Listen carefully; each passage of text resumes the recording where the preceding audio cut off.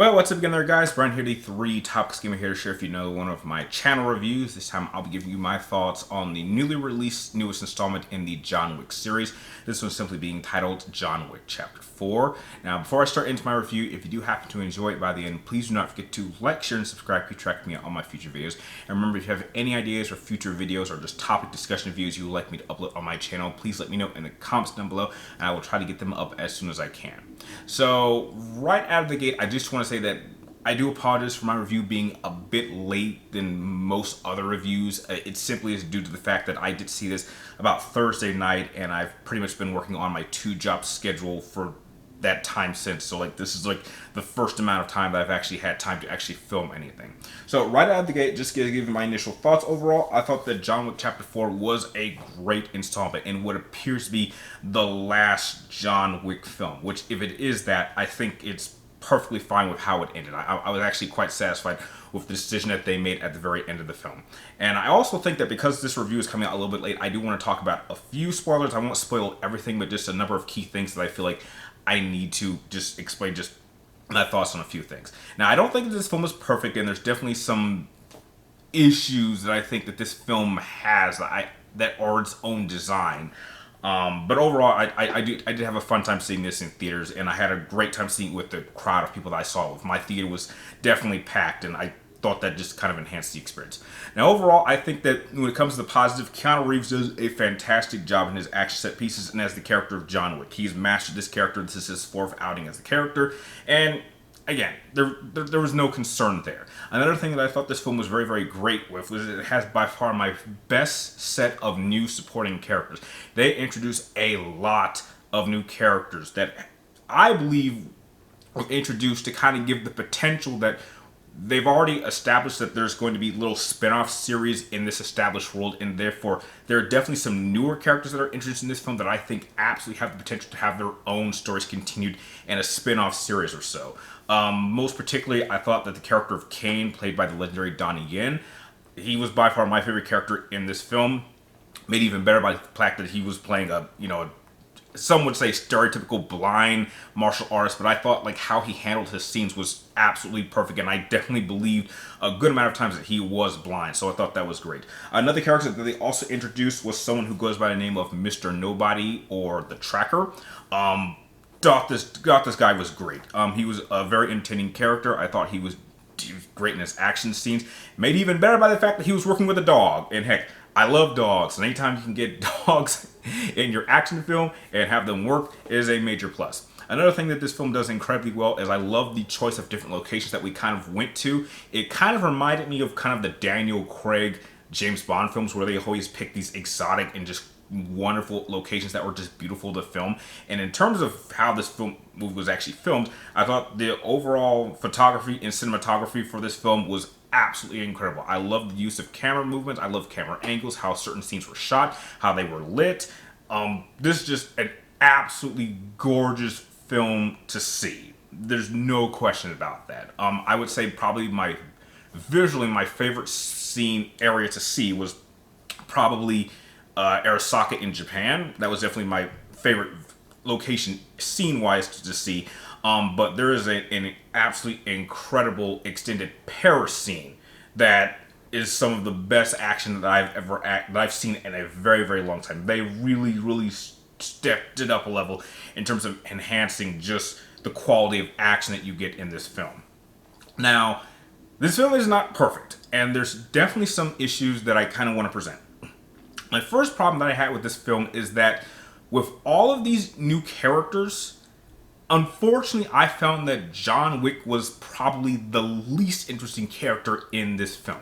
Whether that was done by purpose or by accident, I can't say, but his character doesn't necessarily have a level of character progression. I think that his character progression really stopped at the end of the second film because he made certain choices that had consequences, and not much really happened in the third one, and then going into this one, he just has a simple focus objective.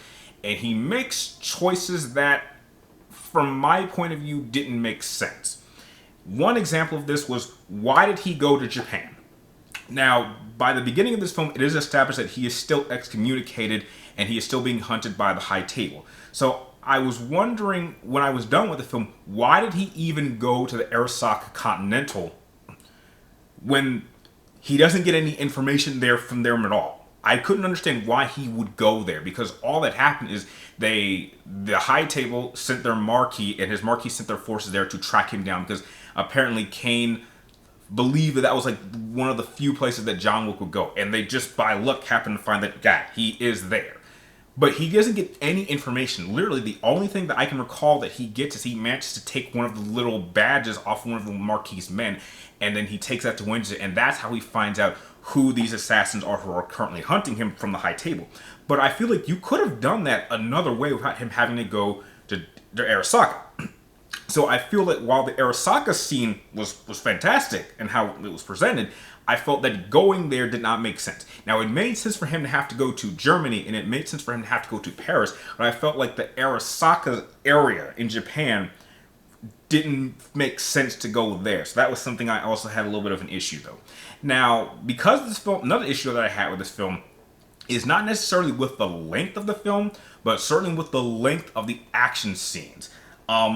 I feel that because they established all these new characters, the movie had to spend a significant amount of time, or at least a dedicated amount of time, establishing all of these new characters and how they are good combatants. And they spend a lot of time. And so a good amount of this movie, in terms of the action scenes, isn't even focused on John Wick himself. Like, you'll see John Wick, take out a few guys, and then we got to focus on this new character. Then we need to see what Kane is doing. Then we need to see how the tracker is doing. Then we go back to John. Then we go back to Kane. And so it constantly was switching between different characters with each individual scene. And because of that, it felt like these scenes, because they're one after another, were definitely they were very, very extended. And I'm surprised that they were extended as it was, because apparently there is a 3.5 hour cut of this film, which I'm not sure what they could have taken out, because again, I wasn't feeling the length with the overall length of the film, but I was starting to feel the length of the action scenes. And the action scenes did start losing a little bit of suspense because of it wasn't introduced, but the overuse of the bulletproof suits. Now, because everyone in this film was apparently wearing bulletproof suits, it kind of made the action scenes a little bit predictable, because with everyone wearing all this armor, there was really only one way you can take out these enemies, and that was with headshots. Or even in the beginning, when he was taking on kind of the armored soldiers, because they were armored head to toe, the only way anyone could kill them was getting up close and shooting them in the neck. And once you've established how invulnerable a lot of these guys are, and realizing there's only one way to take them out, it kind of made some of these action scenes, while cool to look at, a bit predictable. When everyone's wearing these suits, you know that all John Wick can do is do headshots and headshots and headshots. And then even by the third and final shootout in Paris, they established this new kind of weapon that John gets, where apparently it's it fires incendiary rounds. And so it's okay, they're wearing these indestructible suits. Heck, we can use this new round from this assault rifle that just punches through that. And it just felt like it was it kept going and going and going. Now again, it was cool to look at, but it was starting to get a little bit long. And by the end, it was just starting to drag a little bit. Now, I will say this. I will give my thoughts on the ending in terms of they decided to kill off John Wick. And personally, I have absolutely no issues with that, because I don't really think that there was anything you can do with the character of John Wick.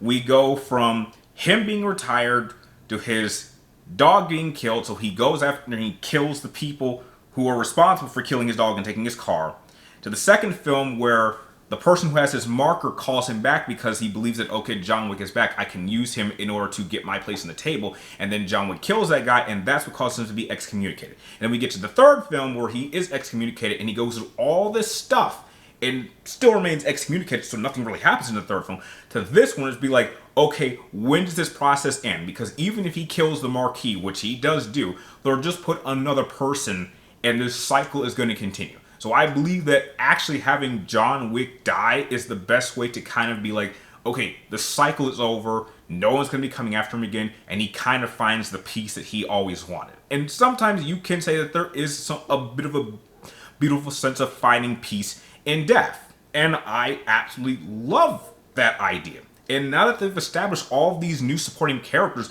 the world can continue on with these new characters in their own individual stories. And that's something I'm actually very interested in seeing how their story continues. And we don't need John Wick. John Wick may be the main character, but I don't think he needs to be the focus of this established world. And that's why I'm perfectly fine with how it ended.